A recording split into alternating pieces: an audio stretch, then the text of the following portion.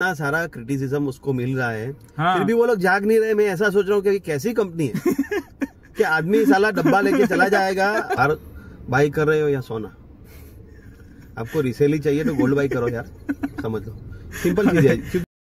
विशाल भाई, मेरा आपसे एक क्वेश्चन है कि ये सब लोग गाड़ी की रीसेल वैल्यू के पीछे पागल हो जाते हैं, और किसी से भी पूछो तो भाई ये कोई अच्छी गाड़ी भी है, अगर उसकी क्वालिटी बढ़िया है, सब कुछ है, तो या तो वो लोग ब्रांड को गाली देते हैं कि ये तो ब्रांड भाग जाएगी, और या तो फिर बोलते हैं कि भाई इसका तो रीसेल वैल्यू ही नहीं है। तो मुझे ये साइकोलॉजी समझ में नहीं आ रहा कि रीसेल वैल्यू के पीछे इतना भागने का कारण क्या है। मेरा ऐसा सोचना है ये टॉपिक पे कि अगर समझ लो कि यार बाई कर रहे हो या सोना, आपको रिसेल ही चाहिए तो गोल्ड बाई करो यार, समझ लो, सिंपल चीज है। क्योंकि गाड़ी आप चला रहे हो, हाँ। वो डेप्रिसिएशन होगा तुम्हारा। ये चीज तुम्हारा ऐसा नहीं है कि गोल्ड है तो प्राइस हाई होगा। एक सिंपल चीज है कि गाड़ी आप चलाने के लिए ले लो, अपने लिए ले लो या फिर इन्वेस्टमेंट के लिए ले लो।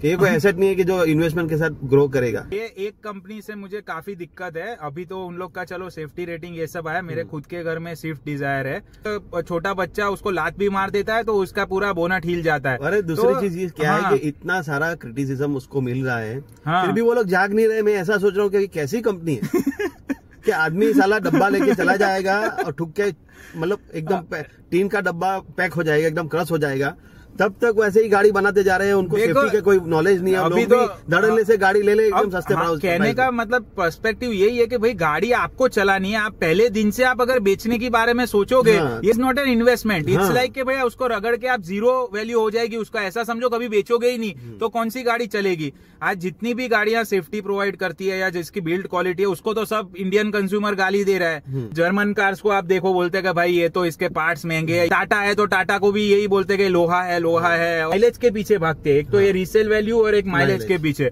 अब एक सिंपल सी बात है, अगर आप बिल्ड क्वालिटी स्ट्रॉन्ग करोगे, गाड़ी का व्हीकल का वेट बढ़ेगा और वेट बढ़ेगा तो माइलेज कम आएगा, तो कुछ ना कुछ तो कॉम्प्रोमाइज करना ही पड़ेगा। बट ये जो फ्रेंजी मुझे लगता है कि भाई गाड़ी को इसीलिए परचेस करो क्योंकि उसका रीसेल वैल्यू ज्यादा है, और उसमें कुछ ज्यादा फर्क, इतना ज्यादा रीसेल में मैंने तो आज तक ऐसा सोचा नहीं है, मतलब मैंने तो ऐसा देखा भी नहीं है कि आपकी कार की रीसेल इतनी आई है। कि भाई समझ लो कि ये हुंडई की गाड़ी की रीसेल आती है, ये मारुति की गाड़ी की रीसेल आती है, आपको खुला बोलता हूँ, तो कितनी रीसेल आएगी आपकी? हाफ प्राइस हो जाएगी। हकीकत समझो 70% गिरेगा तो इनका 50%, तो वो जो डेल्टा है उसके लिए आप समझो 7-10 साल गाड़ी चला रहा तो कॉम्प्रोमाइज गाड़ी चलाओगे आप। दूसरी चीज क्या है कि अगर आप समझ लो कि भाई इसके टॉप मॉडल ले लिया आपने, बराबर, तो आपकी क्या रीसेल आएगी?